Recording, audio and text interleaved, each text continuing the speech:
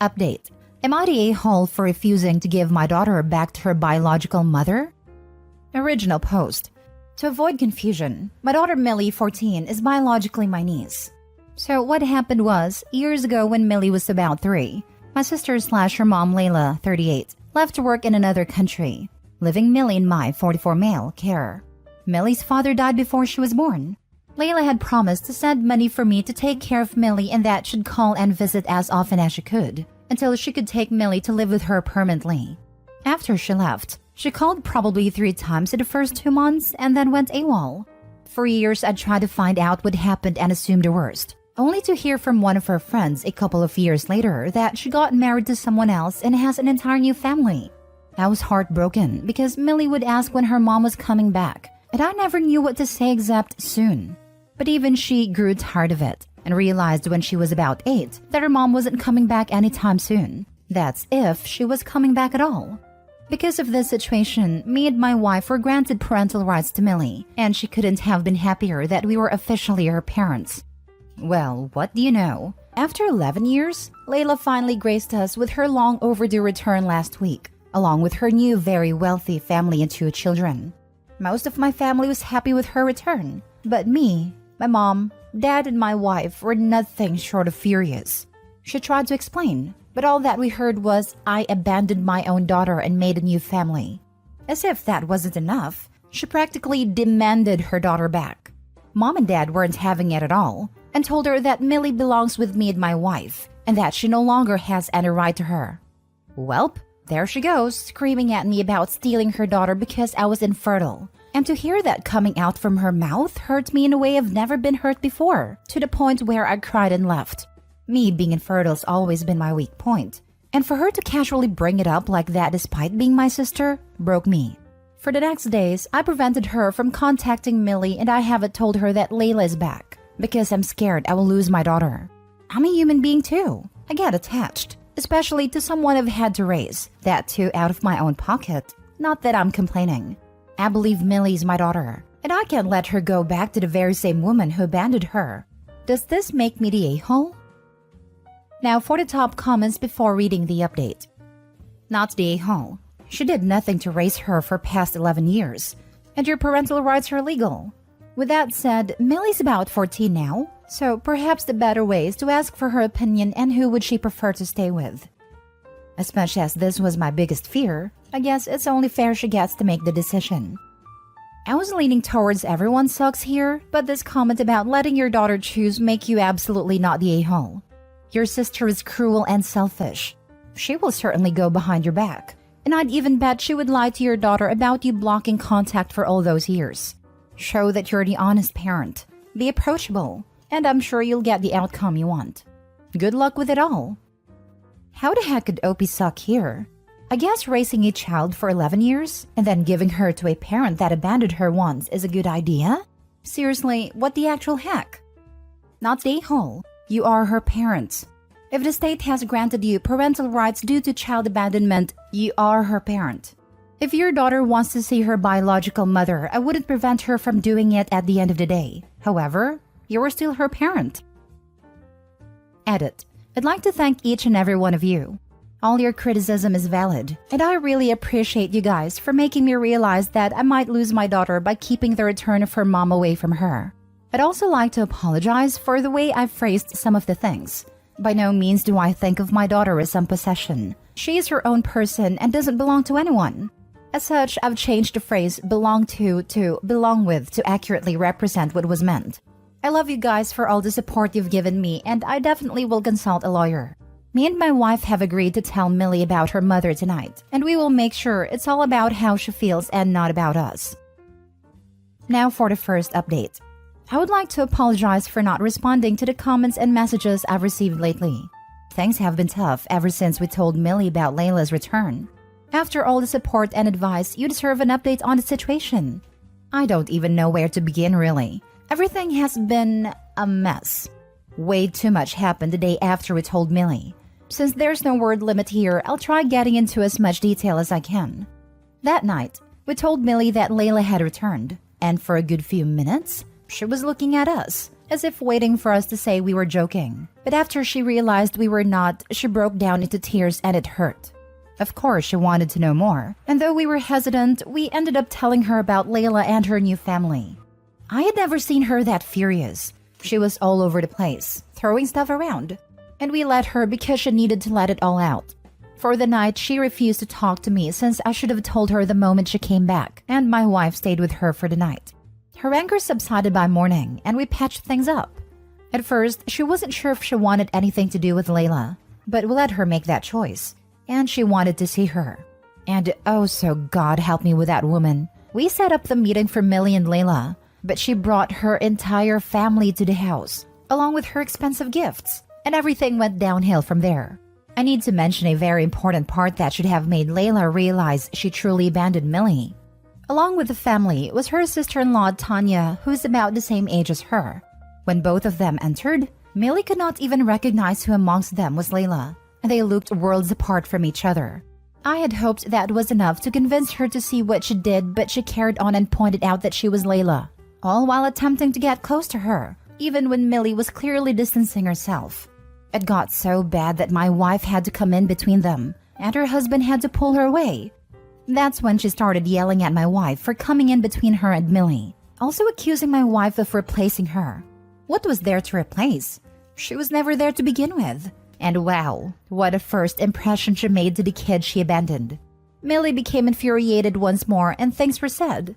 When I say she said what needed to be said, I mean it. It was a serious situation, but me and my wife were struggling to hide our smiles when Millie told Layla off. She called her cruel, selfish, disgusting, evil, and many more vile words to express her hatred towards her. Tanya had to take Layla's kids outside. Normally, I would not entertain the vocabulary Millie was using, but for this specific instance, I just had to allow it. She was too worked up after this, and I had to take her upstairs to calm down. Now it was just me and my wife versus Layla and her husband, and along came the usual chorus. She accused us once again, now saying we influenced Millie to hate her. She was in tears, and for a minute I felt sorry for her. My wife politely asked we discuss this like adults. Now the revelations begin, and honestly, I rest my case. As we were recalling events of the past and why Layla never contacted us again, Jeremy, her husband, was visibly confused. He looked lost, completely lost, to the point where I thought he wasn't feeling well, and I offered to take a walk. And well, we started talking about this matter and I was beyond shocked. According to him, when he and Layla met, she never said anything about a child, and only after the marriage did she reveal she had a child. Not by choice anyway, because he found out from one of my billion texts to her regarding Millie.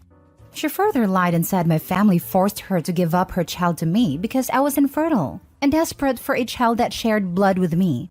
But it doesn't end there. When Jeremy wanted to read the rest of the texts, she deleted them because I was apparently insulting and making threats to her that were so disturbing she didn't want Jeremy to see them. Of course, I showed him the text from my phone, and he couldn't believe it. It gets even worse. It was said that I was preventing her from contacting Millie, and she didn't even want to involve the police in the matter because me and my family were dangerous. So she thought it was best not to contact us anymore to protect her new family. At some point, I was thinking to myself how incredibly stupid Jeremy was to believe Layla's blatant attempts to cover the fact that she abandoned a child. But I feel for the guy. He was probably so smitten with my sister, just like all her exes, that he failed to see through her pretentiousness. I didn't even get to ask why they chose to come back now, because Jeremy was angry and he went back inside fuming. They were fighting so loudly I had to send them outside. It was clearly going to get violent, and we had to physically separate the two. Jeremy took Tanya and the kids and left, leaving Layla there. My very empathetic wife let her stay in our house since she was wailing so much, and honestly, after all the lies, I couldn't care less about her. I did ask Millie if she was okay with Layla spending the night, and after seeing Layla break down like that, I wasn't surprised she let her stay. She made it very clear the only reason she was allowing it is because she's not like her, and that was enough to let me know we've been doing a good job raising her. She also said she was still waiting for her to explain why she abandoned her and why she chose to come back now. We did get to discuss how she felt about Layla overall, and needless to say, she was very disappointed with her approach. I took the chance to assure her she wouldn't be pressured to side with me and my wife, and that she can get to know Layla if she wants to. We would always love her no matter what. She assured me she wouldn't be going anywhere, and it was very emotional for me because my heart was at ease hearing her say that. Layla and Jeremy are still not talking, so Layla lives with us for now, since my parents don't want her at their house either, and my wife thinks it's too unstable to be left alone. But the more she delays us telling the truth, the faster her time is running out in the house. I just don't recognize my sister anymore. She was never like this. My parents raised her so well. I get she was traumatized by Millie's father's death, but surely it's not enough to change someone so drastically. And to abandon your child despite knowing you're the only parent they have left, then coming back after a long time to take her away from people who love her? It just makes it hard for me to sympathize with her. I doubt any one of us will take this to court, now that Layla's husband knows the truth. Give her a time limit. A week should be enough for her to get her act together enough to move forwards.